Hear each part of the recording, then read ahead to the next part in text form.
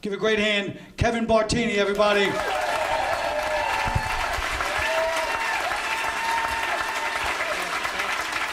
Thanks, everybody. Colin, Quinn.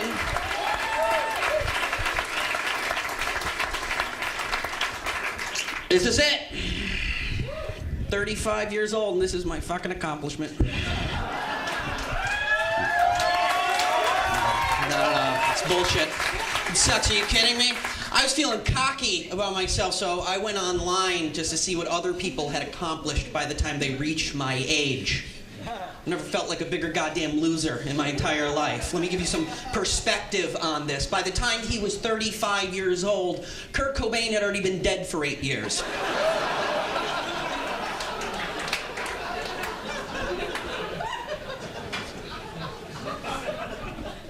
My wife is here, which is wonderful. We've been having a rough year.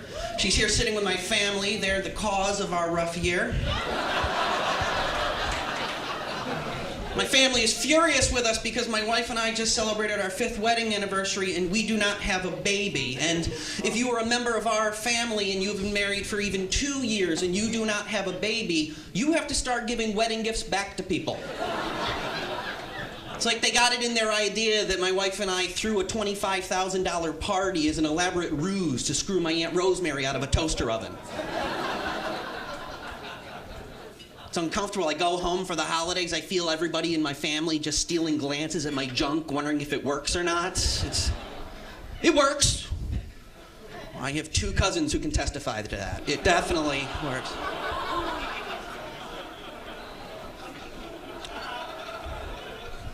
We don't have a baby because we don't want one. Can you believe that? That's right.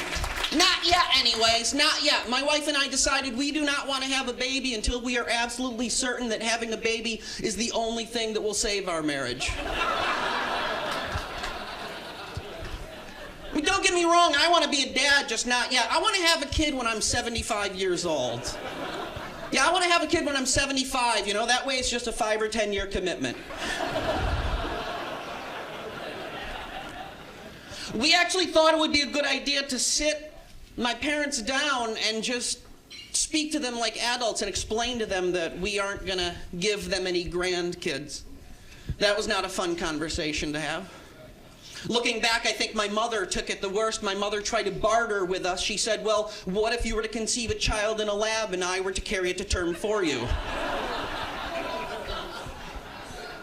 Wow, Mom, you really are the giving tree, aren't you? What a super generous offer for a postmenopausal woman to make. And believe me, as much fun as I'm sure would be to raise my brother's son,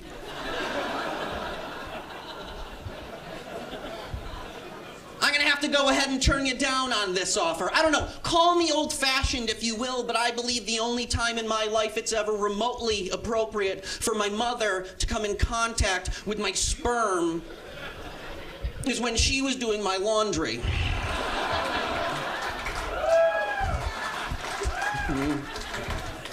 Ha! That's good. I got laughs and applause on that. Usually I get laughs and one groan from some woman who has a 12-year-old son back home. It's regular, really? I was coming here to drink to forget that my couch cushions back home sound like a Dorito bag. Thank you for that. My mom has lost her mind about this grandparent thing. My father, too, and I'm not picking on them. Most people lose their mind when it comes to becoming grandparents. The thing is, they're already grandparents. My sister has kids. My wife and I naively thought when the first one of the grandchildren was born that that was going to take the pressure off of us, like they can check becoming grandparents off the bucket list. It's not that way. If anything, it gets worse. They got like one whiff of new baby smell and they became like grandma junkie all of a sudden. Like, she's got knitting needle track marks up and down her arms. It's tough having a junkie in the family because you can't trust him. Last time I was home, I caught her trying to steal my wallet. She wasn't touching the money, she just wanted to poke a hole in my condom.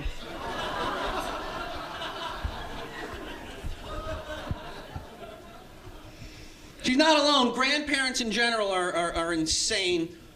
They become insane the moment they become grandparents. I have a theory that they see that baby and they're hit with such a rush of love and euphoria that their brain can't process it and something actually physically pops. And they're never the same. And the reason I believe this is because every grandparent I have ever met has by choice given themselves the dumbest names to be called for the rest of their lives. It's like they see that baby, they're like, oh. First noise the baby makes, they're like, oh my God, she said my name.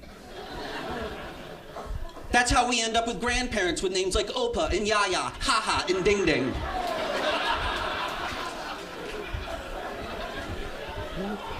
These aren't names you give the human beings. These are names you give the panda bears at the zoo. These are so terrible, they're like web pages, right? Where's Google? Oh, she went down to Florida with Yahoo. And the thing you don't realize in that moment is how much it affects that baby, because about 5-6 years later, they're going to have that moment where in front of their friends for the first time, they have to call you by whatever name you chose. And that's awful because kids will make fun of them because kids are pricks. Ah, he's got a Mima, Kevin's got a Mima. Meanwhile, that asshole has a dim-dim back home, right? But it's make fun of me and my Mima who loves me.